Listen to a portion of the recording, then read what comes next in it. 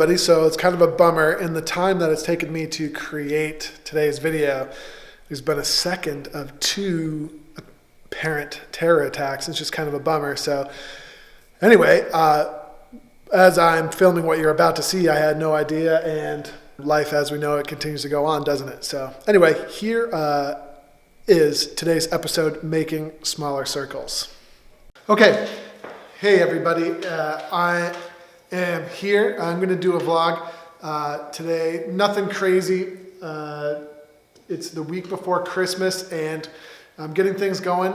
My mission for today in the world of bagpiping is I'm just working to finish the memorization of a couple of my pibrochs this week, because next week I have a marathon week planned. My objective is to go Monday through Friday every single day and play all 4 of my pibrochs on my bagpipe. That's my goal, and I'm going to be live broadcasting a lot of that, which should be pretty fun. I have to think about this, but I might just live broadcast all 5 sessions. And we'll maybe talk a little bit more about that as it gets closer. I just want to make sure I have everything memorized first. Lord Lovitz is the last tune. That's a brand new tune for me, aside for vaguely knowing a little bit about it and knowing sort of the basic melody. I've never really fully learned it. And it's a maze of a tune. It seems I haven't really quite found the flow of it, and it's not a strict pattern like a lot of pibrochs are. So that's food for thought. So theme of today, making smaller circles. So thinking about memorizing Lord Lovitz is really what brought me back to this. And the way that I've been memorizing it, I actually started with one variation, with the iconic Lord Lovitz variation.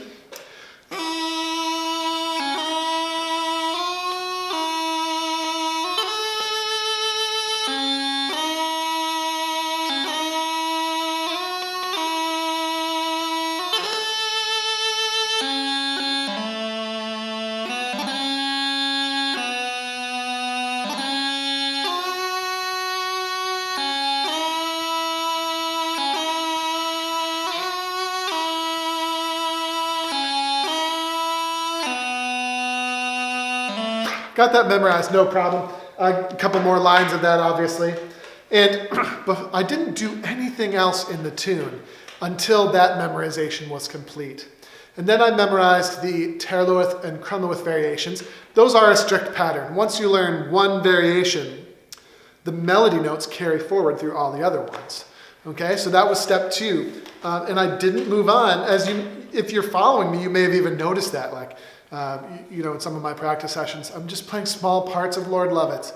And then what happened was I learned the variation before the iconic variation next, and I had that going. And so then it's very interesting how fast you can get 90% of the tune done. Of course, my problem there was I didn't get that variation memorized well enough before I started dabbling in the ground. And so now I'm just a little bit lost on both of those variations. Okay, and it's just a little bit of a preview into the concept of making smaller circles. So, making smaller circles, a guy named Josh Waitzkin, all right, he's a very famous chess master. He was the subject of the movie Searching for Bobby Fischer. He's a little kid and of course became a great chess master, type fellow. But what's interesting is later in his life, he, in a very short period of time, became a world super heavyweight champion, Tai Chi Chuan combatant. I don't really know anything about it other than to say he used his process of learning, which he really put together and developed. He used his own process of learning to master yet another art form. And it's very interesting. He has a book called The Art of Learning where he discusses his method of learning. And not surprisingly, he and I have a lot in common because we're both pretty awesome. I'm going to have to cut that out of the vlog. Or maybe I'll leave it in. I don't know. Anything could happen. And so, making smaller circles. Focusing on one thing, okay, until you really learn the in and out and the gritty details of it. is so, so important. It's something I believe very strongly in with piping. It's very interesting. It weeds out the men from the boys because the people who are truly interested in piping are going to become fascinated by very small nitty-gritty items, like, for example, playing on the beat, right? Getting the metronome going, not because perfectly square metric bagpipe music is what is ultimately going to win us prizes, but what is going to win us prizes is learning how to perfectly control our intention, right? And completely manifest our intention in a controlled way on the instrument. So perfect synchronicity with the metronome as you're playing technique, as you're developing fundamentals, is a great example of making smaller circles, right? We're not interested in anything else until we've done that. We're not interested in expression. We're not interested in light and shade. We're not interested in how perfect our doublings can be.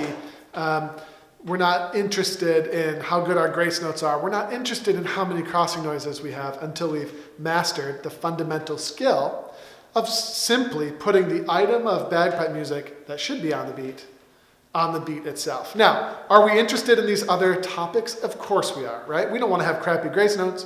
We don't have a bunch of crossing noises. We don't want to have a bunch of them. But by focusing on the small circle, okay, it tends to impact all the other things around us. And by learning to truly control one thing, it's going to accelerate the period of time that it takes us to learn another thing. So, think about that.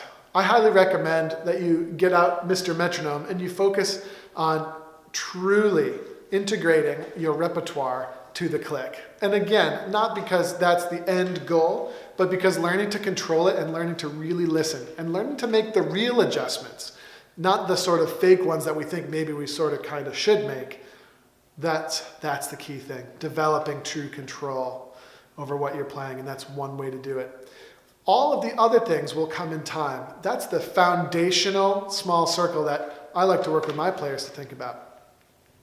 Over on the other side of the instrument, on the instrument side of things, right, we have to learn how to blow steadily at the sweet spot. And there's tons of things we can make small circles out of on that side. The first thing is the 4 questions of bagpipe maintenance. Is my bag airtight? Are the joints airtight? Are the reed seats airtight? And are my drone reeds perfectly calibrated to the strength of my chanter reed?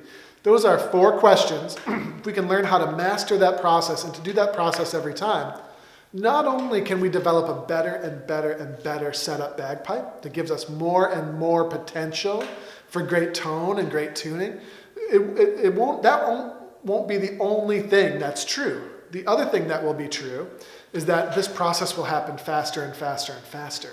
So you can create a perfect instrument in almost a split second each time you get your pipes out of the case. And we've been through that before.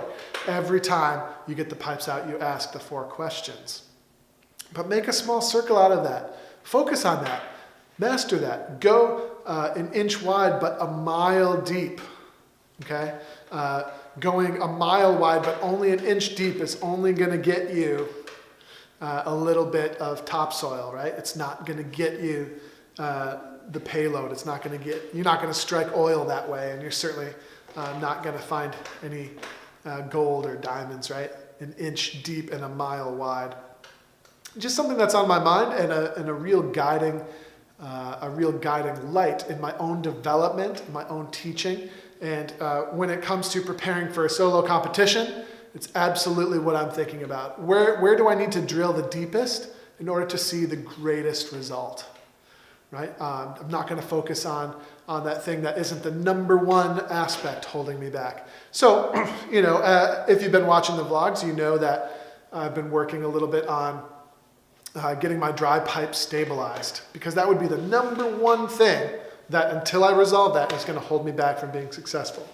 Once I'm convinced that I've really sort of mastered that and I'm comfortable with that, which, by the way, could take months, a year, 2 years before that really happened, but only then will I move on to something else, making smaller circles. Okay, so the first thing I want to show you is I'm just going to take a little sample just a little example of drilling deep into the click, right? Here's the sixth part of Sheepwife.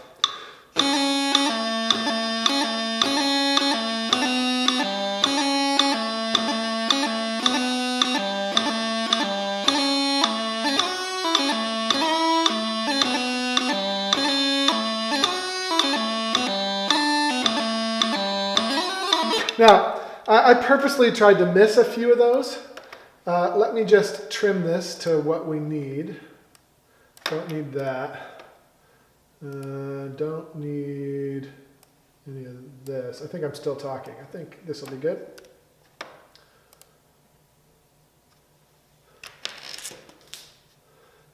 Just have to see, what's it playing back through?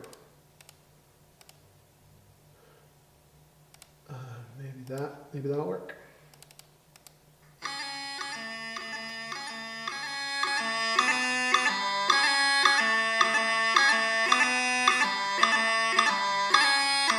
Good. So I kind of purposely screwed some stuff up in there. And here's what I mean by drilling deep. You can sort of see on the recording, right? You can obviously see where the clicks happen, right? And we can sort of see, especially if we zoom in, the waveform can sort of give us some hints as to whether or not we're really playing stuff accurately to the click.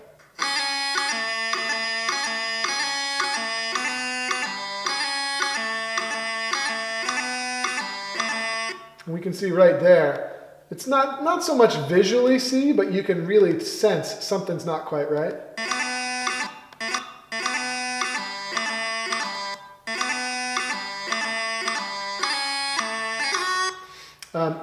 Another thing you could do is you could take your track, you can use the effect, and you can change the speed. Let's change it by half speed.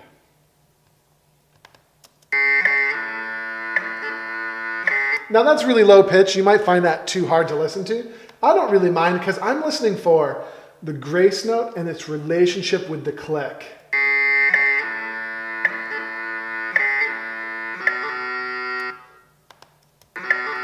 You can clearly hear the grace note coming in before the click here. For those of you who think grace notes should end on the beat, you should reevaluate that. Certainly that's my approach.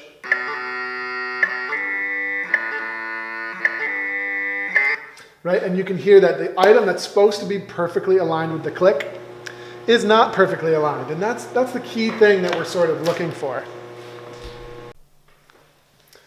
Okay, the next kind of cool thing you could do, again, still on the same lines as making smaller circles. This actually comes from Victor Wooten, a very famous bass guitar player. And this is a metronome trick, but now we're going to take the metronome, and we're working on accuracy, but now we're going to wean ourselves off the metronome to see if we have a really good sense of timing. Okay? So at 108, no problem.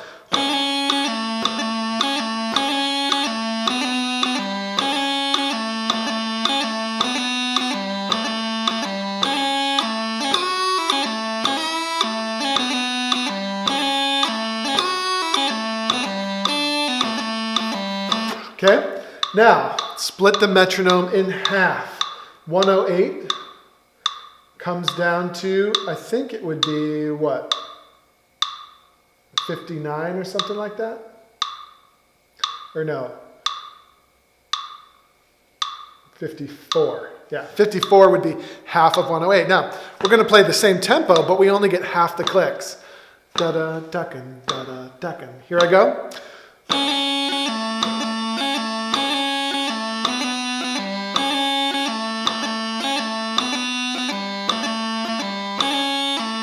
And so on and so forth. Let's split it in half again.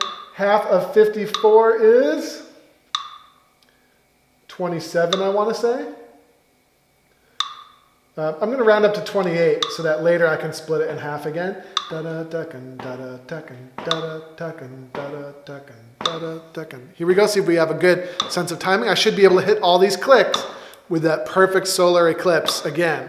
1, 2, here I go. Sorry, nope, I should start on the downbeat. Ready, go.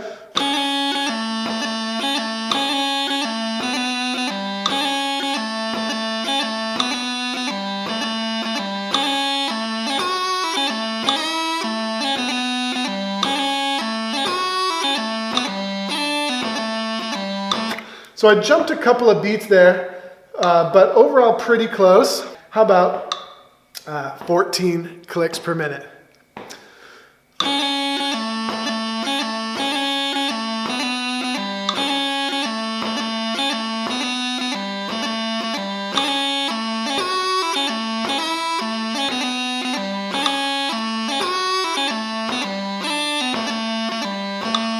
Okay, I wasn't perfect. I ended up ahead of the click a couple of times.